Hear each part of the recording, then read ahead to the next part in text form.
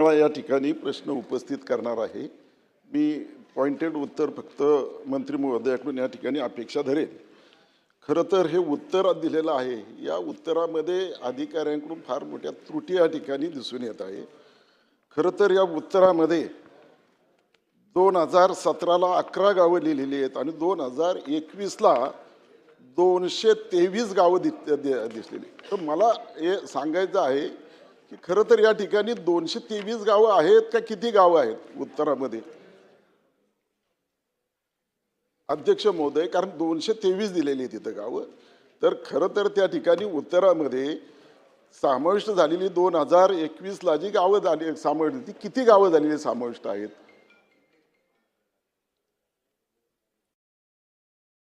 मंत्री महोदय, म्हणजे मला विचारता येईल पुढे.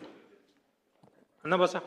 अध्यक्ष महोदय, आपल्याकडे 23 गावं आपण पुणे महानगरपालिकेने घेतले. सदस्य भीमराव अण्णा तापकीरांच्या ह्याच्यामध्ये हा जो खडकवासला मतदारसंघाच्या दृष्टीने जर विचारलं तर त्यांच्या इथे 4 क्षेत्रीय कार्यालयाचा भाग आहे, ज्याच्यामध्ये धनकवडी, सहकारनगर. 2 मिनटं मी तुम्हाला गावं सांगते 2 मिनटं.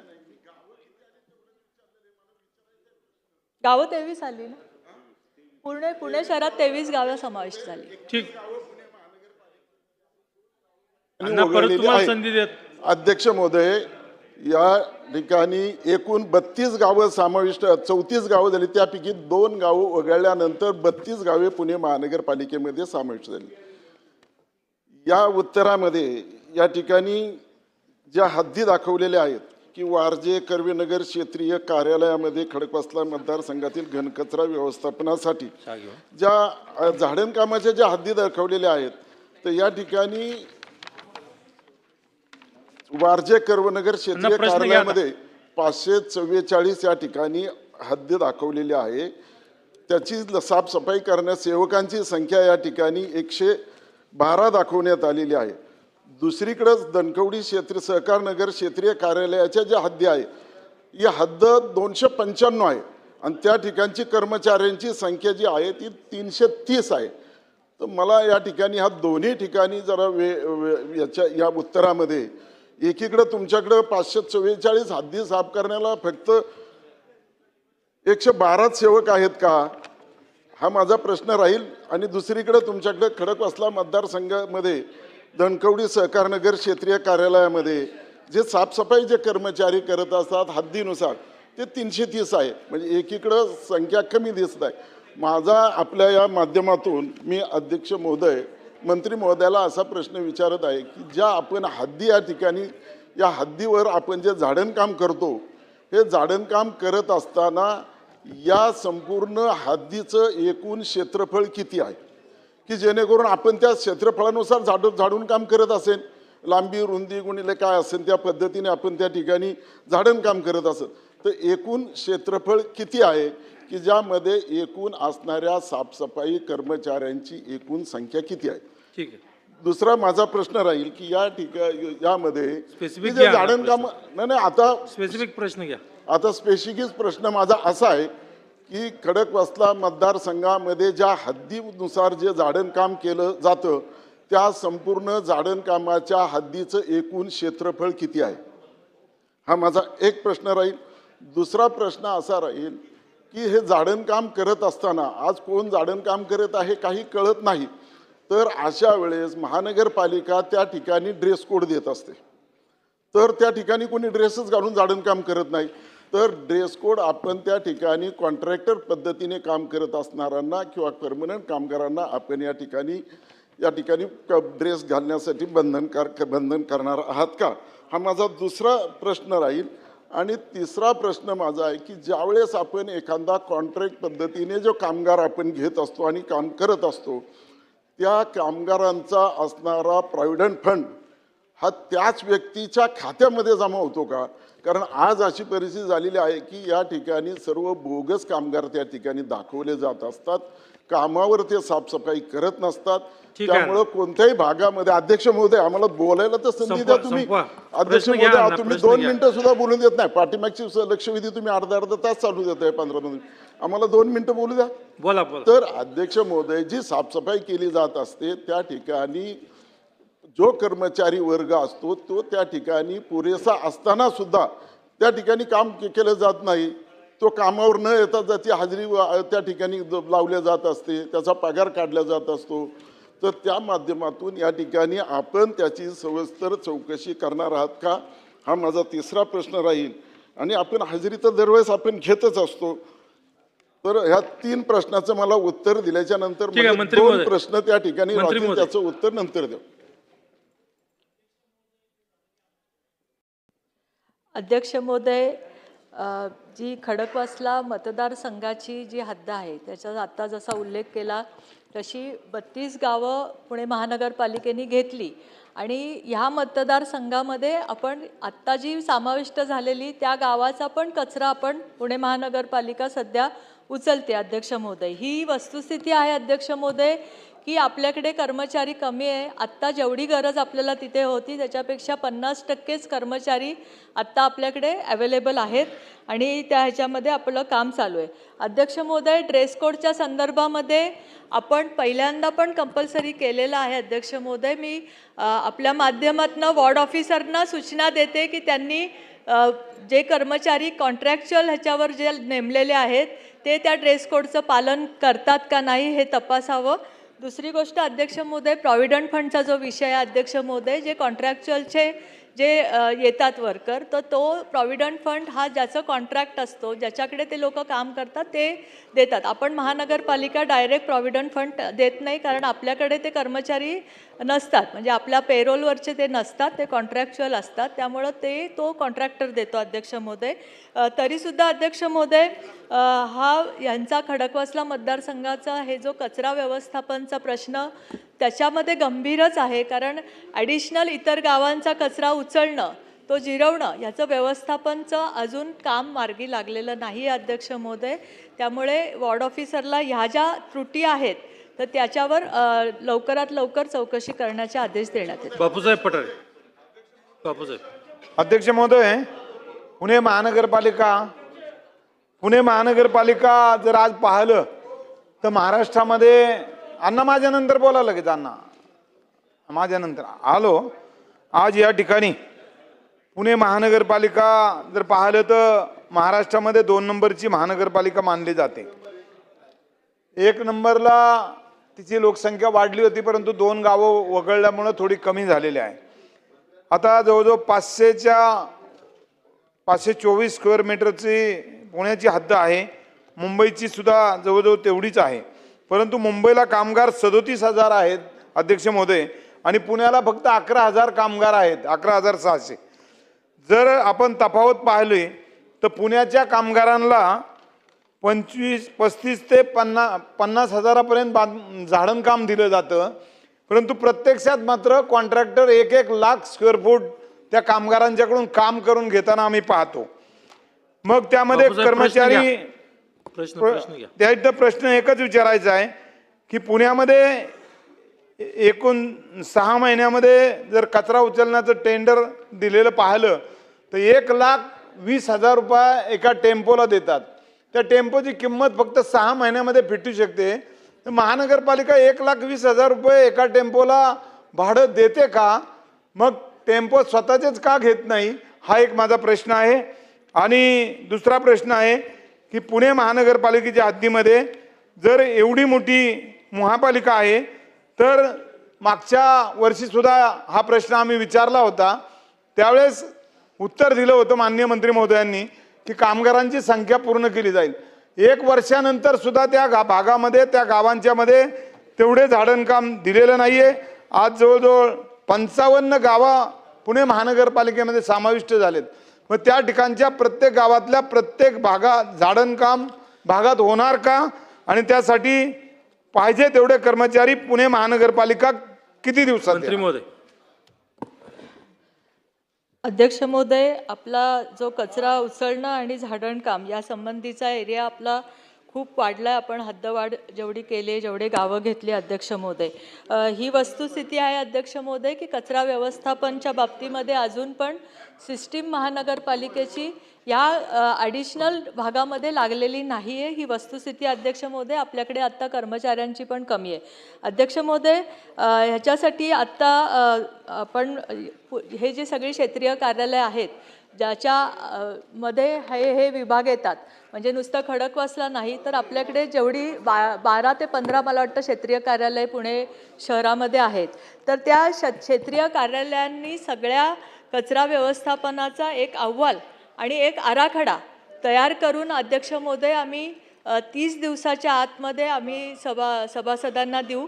त्यांच्या क्षेत्रीय कार्यालयाचा आराखडा आणि त्याच्यामध्ये अध्यक्ष महोदय त्यांनी कचरा गोळा करण्याची जी व्यवस्था असेल ती व्यवस्था, गाड्यांची व्यवस्था, त्यांचे कचरा कलेक्ट करण्याचे जे पॉईंट्स आहेत ते कुठे कुठे आहेत, त्यांचं कचरा प्लॅन्टची अवेलेबिलिटी काय आहे, त्यांच्याकडे किती कचरा निर्मिती होतो, किती कचरा तिथे त्यांचा जिरवला जातो त्या वॉर्ड ऑफिसमध्ये, आणि त्याचप्रमाणे तिथे काही जागा उपलब्ध आहेत का की नव्याने प्लॅन टाकण्यासाठी, या सगळ्या गोष्टीचा त्यांनी अहवालामध्ये समावेश करतील अध्यक्ष महोदय आणि सदस्यांना आम्ही 30 दिवसामध्ये तो अहवाल देईल. दुसरा विषय सदस्यांनी विचारला जे काही भाड्यासंदर्भाचा, तर अध्यक्ष महोदय मी माहिती घेऊन त्यांना ती माहिती पटलावर ठेवेल. ठीक आहे. सुनील भाऊ कांबळे. अध्यक्ष महोदय, खरं तर या ठिकाणी पुणे शहराच्या दरवर्षी मागच्याही अधिवेशनात कचऱ्याच्या विषयात प्रश्न विचारले होते. माननीय मंत्री महोदयांनी त्याला उत्तरं दिले होतं. या ठिकाणी हडपसर भागात जो कचरा डेपो आहे त्या संदर्भात मागच्याही अधिवेशनात प्रश्न विचारला होता की आजूबाजूला आपण त्या ह्याच्यावर प्रोजेक्टवर एवढा खर्च करतो आणि त्याची दुर्गंधी अर्धवट त्याच्यावर प्रक्रिया केली जाते आणि आजूबाजूच्या सगळ्या लोकवस्ती, नागरी वसाहती आहेत त्या भागातल्या लोकांना त्रास होतो. ह्याच्यावर आपण काय कारवाई करणार का, हा एक पहिला प्रश्न आहे. आणि दुसरा की या ठिकाणी ज्या काम करणारे जे कर्मचारी आहेत, कायमस्वरूपी जे सेवक आहेत, ते अनेक कर्मचारी काम न करता त्यांच्या नावावर दुसरे लोक हे करतात, काम करतात किंवा ते हजेरीपुरतेच मर्यादित आहेत. खरं तर अध्यक्ष महोदय, या ठिकाणी महानगरपालिकेच्या ह्याच्यात कोविडनंतर कुठलाही वरिष्ठ अधिकारी त्या भागात फिरत नाही, हजेरी कोटीवर जात नाही किंवा स्वच्छतेकडं दुर्लक्ष आहे. तर माननीय अध्यक्ष महोदय, या ठिकाणी माननीय मंत्री महोदयांना प्रश्न विचारू इच्छितो की या ठिकाणी आपण महापालिकेच्या वरिष्ठ अधिकाऱ्यांना आपण सूचना देणार का आणि आदेश देणार का की त्या भागात आपण खरं तर सकाळी राऊंड मारायचे काही वर्षापूर्वी अधिकारी, आत्ता ती पद्धत बंद झाल्यामुळे हा शहरात कचरा प्रचंड प्रमाणात आहे. तर याच्यावर आपण काय अधिकाऱ्यांना किंवा वरिष्ठांना सूचना देणार का? मंत्री महोदय. अध्यक्ष महोदय, जो हडपसरचा कचरा प्रकल्प आहे, सदस्यांनी जे आता इथे सांगितलं, तिथल्या नागरिकांच्या बऱ्याचशा तक्रारी आहेत अध्यक्ष महोदय. आपण नेहमी महानगरपालिका त्याच्यावर वास येऊ नये किंवा काय याच्याबद्दल उपाययोजना करत असते अध्यक्ष महोदय, पण अजून पण आपण त्याच्यामध्ये पूर्ण समाधान तिथल्या लोकांचं करू शकलो नाही अध्यक्ष महोदय. ही वस्तुस्थिती आहे अध्यक्ष महोदय. जसं मी तुम्हाला सांगितलं की हे जे कचरा व्यवस्थापन आहे अध्यक्ष महोदय, त्याच्यासाठी आपण वॉर्ड ऑफिसरला हा अहवाल तयार करण्यासाठी का सांगतोय, तर वॉर्ड ऑफिसरला आपल्याला ह्या सगळ्यासाठी जबाबदार धरता आलं पाहिजे अध्यक्ष महोदय. कारण आत्ता जर आपण बघितलं असेल अध्यक्ष महोदय, जर खालच्या कॉन्ट्रॅक्टच्या पद्धतीने जे काम करणारे कर्मचारी आहेत त्याच्यावरचं नियंत्रण हे कोणातरी जबाबदार अधिकाऱ्याचं असलं पाहिजे आणि ते वॉर्ड ऑफिसरचं असलं पाहिजे. म्हणून आपण त्यांना ह्याच्यासाठी जबाबदार ह्याच्या पुढच्या काळामध्ये धरू अध्यक्ष महोदय. आपण 30 दिवसात त्यांच्याकडनं तिथल्या व्यवस्थापनाचा अहवाल मागून आम्ही सदस्यांना देऊ अध्यक्ष महोदय. नानाभाऊ. आज सन्माननीय सदस्य मगापासून जे प्रश्न विचारतात आहेत त्या प्रश्नाचं गांभीर्य माननीय मंत्री महोदयांनाही माहिती आहे, कारण की त्या पण पुण्यातल्याच आहेत. मी आशिष तुझ्याकडेच पाहतो.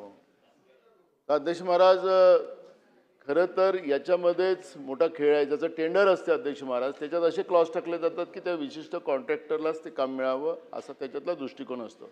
कचऱ्यामध्ये भ्रष्टाचार, कचरा पण खातात अध्यक्ष महाराज आणि शेण पण खातात.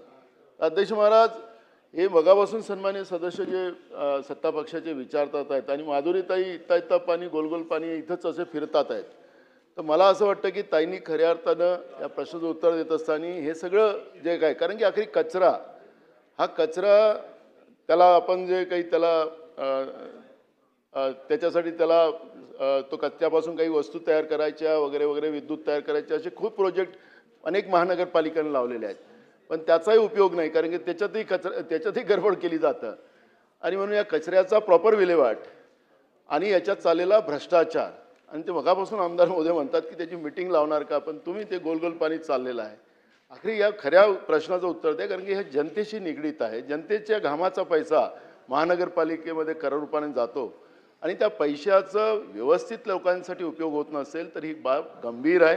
आणि तुमच्याकडून आमच्या अपेक्षा अशी आहे ताई की याच्यामध्ये कडक आपण धरून घ्या. आपणही पुण्यात राहता, आपणही हा प्रश्न विचारला होता तुम्ही आमदार असताना, मला आठवतो तो प्रश्न.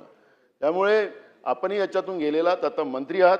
आता मंत्र्याचा दंडा कसा असतो ते तुम्ही सांगा आणि ते पूर्ण एक काळा कचराखान्याचं जे काम आहे ते आपण बंद करणार का?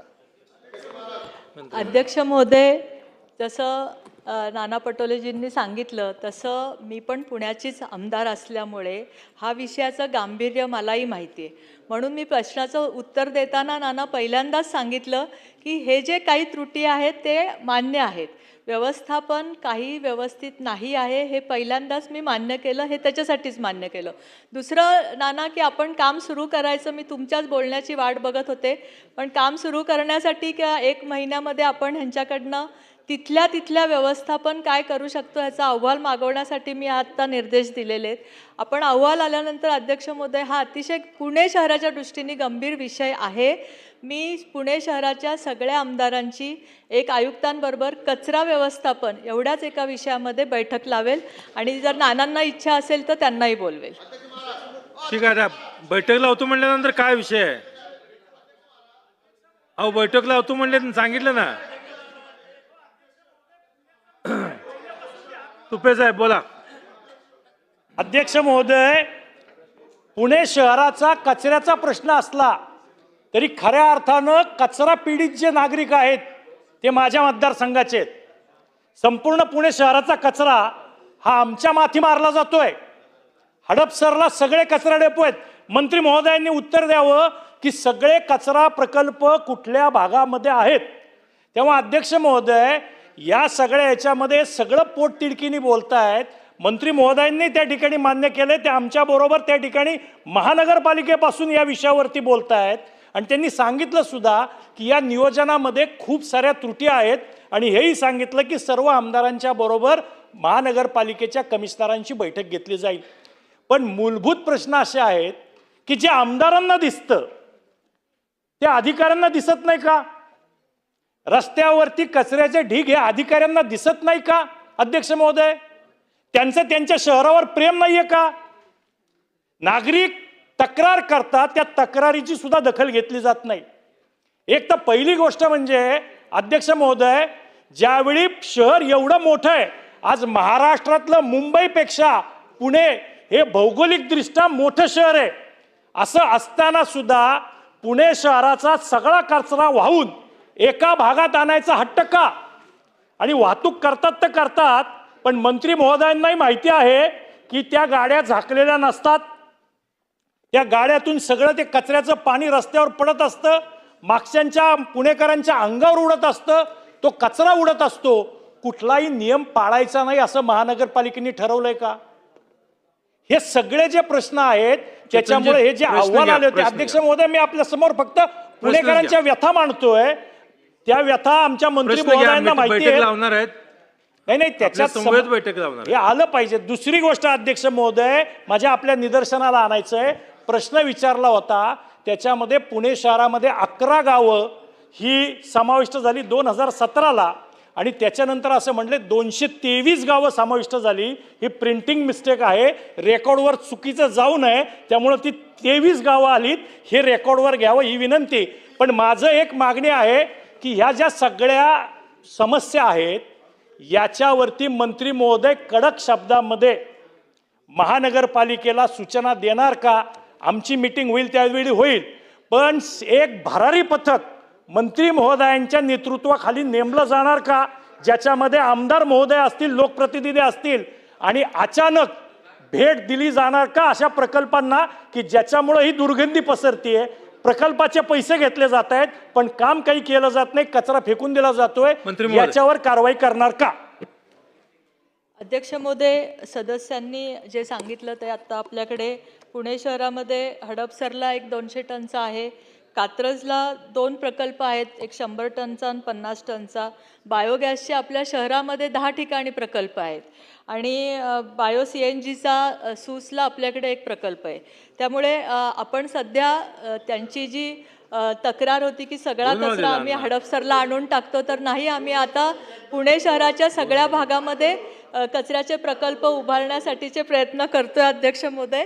पण मी पहिल्यांदाच सांगितलं की हे जे कचरा व्यवस्थापन आहे, कचरा उचलला जातो का नाही, अध्यक्ष महोदय, एक अधिकाऱ्याला ह्या जबाबदारी निश्चित केली जाईल आणि जर त्याच्यामध्ये कुचराई झाली तर त्या अधिकाऱ्यावर कारवाई करता येईल, अशा पद्धतीने आपण त्याच्यावरच्या जबाबदारी निश्चित करू अध्यक्ष महोदय. आणि जसं मी सांगितलं तसं एक मीटिंग आपण कचरा व्यवस्थापनाची सगळ्या आमदारांबरोबर, आयुक्तांबरोबर घेतली जाईल आणि तिथे ह्यांचे जे सगळे प्रश्न आहेत, जे मंत्री जरी असेल तरी माझ्या भागाचे पण सेम प्रश्न आहेत, ते तिथे आपण चर्चा करून तिथे एखादा अधिकारी आपण ह्याच्यासाठी जो आहे त्याची जबाबदारी निश्चित करू आणि जर हे झालं नाही तर त्या अधिकाऱ्याची ही जबाबदारी राहील आणि सगळी कारवाई आपल्याला त्या अधिकाऱ्यावर करता येईल. अध्यक्ष अण्णा, फक्त स्पेसिफिक प्रश्न घ्या. स्पेसिफिक प्रश्न प्रश्न घ्या. विचारतो. उत्तरामध्ये मुख्य लेखापरीक्षक व स्थानिक लेखापरीक्षण विभाग व महालेखाकार यांनी घनकचरा व्यवस्थापन विभागाच्या कामकाजावर मागील 5 वर्षात नोंदवलेल्या प्रमुख लेखापरीक्षण आक्षेपापैकी किती आक्षेप निकाली काढण्यात आलेले आहे व त्या त्रुटीवर आपण जबाबदार असणाऱ्या अधिकाऱ्यावर काय कारवाई केली? ठीक आहे, मंत्री महोदय. अध्यक्ष महोदय, चला, आता पुढे जाऊ. माझ्याकडे माहिती अवेलेबल नाही, मी माहिती घेऊन सदस्यांना. ठीक आहे, पुढे जाऊ. लक्षवेधी क्रमांक 6.